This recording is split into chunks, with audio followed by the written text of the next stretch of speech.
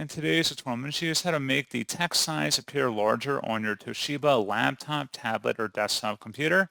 So this should hopefully be a pretty straightforward process here, guys. And without further ado, let's go ahead and jump straight into it. So all I have to do is open up the search menu and search for settings. Best result, you come back with settings here. Go ahead and open that up. Select accessibility on the left panel, and then underneath vision on the right, select text size. And then you can adjust the scroll bar to the right to make the text size appear larger, and then select apply to save. And that is all you have to do.